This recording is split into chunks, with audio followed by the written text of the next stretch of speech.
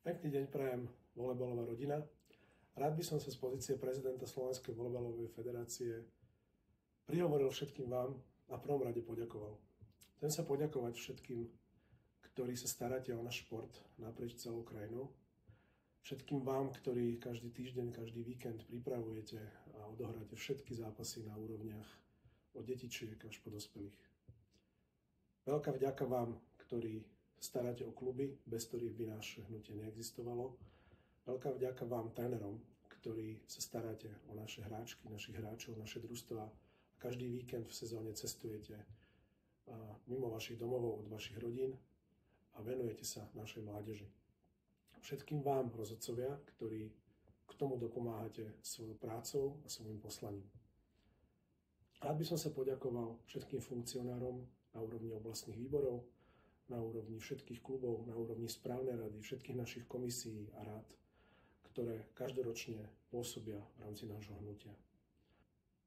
Rád by som sa poďakoval aj našim hráčkam a hráčom, či už doma alebo v zahraničí, všetkým deťom, všetkým rodičom, ktorí tvoríte našu volejbalovú komunitu a našu volejbalovú rodinu. Bol to náročný rok 2024, ktorý zahrňal aj radosti, aj starosti, aj smutné, aj veselé chvíle, tak ako to k športu, ako je volejbal, patrí. V roku 2024 nám odišlo z tohto sveta do volejbalového neba niekoľko významných osobností. Nebudem menovať všetkých, pretože by som mohol na niekoho zabudnúť a to by som veľmi nerád.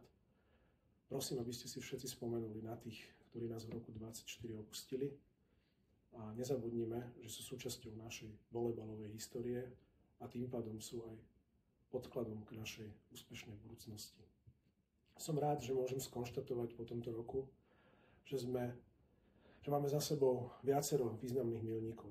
Prvýkrát v histórii slovenského volejbalu sme zorganizovali obrovský festival mládeže v Nitre za účasti cez 1000 účastníkov, cez 700 detí, trénerov, rodičov, rozhodcov, dobrovoľníkov, všetkých tých, ktorí v tejto kategórii rozvíjajú náš šport. Takisto veľký milník pre náš šport. Postupili nám ženy na majstrovstvá sveta 2025. Som presvedčený o tom, že až o niekoľko rokov doceníme tento mimoriadny úspech nášho športu.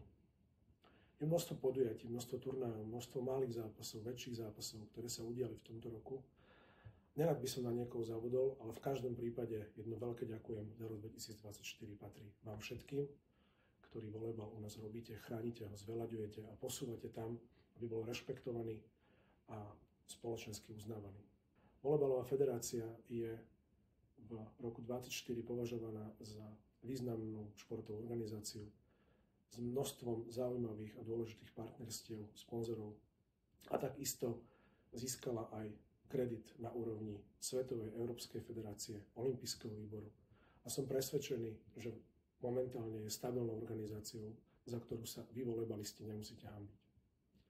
V roku 2025 by som vám rád všetkým zaprial hlavne pevné zdravie.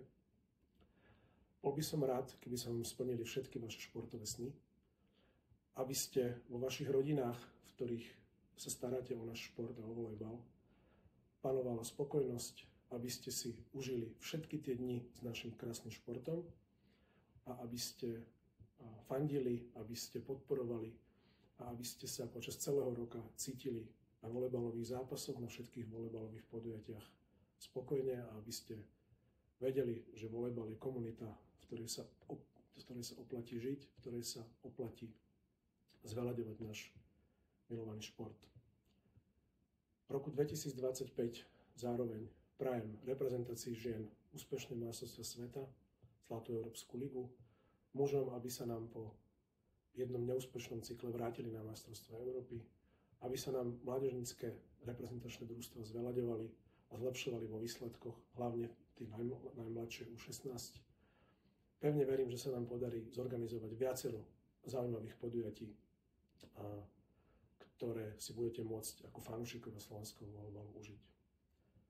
Takisto mi dovolte poďakovať našim hlavným sponzorom, ako je stávková spoločnosť Nike, spoločnosť Slovnaft a ďalší dôležití partneri, ktorí významne prispievajú k existencii nášho športu.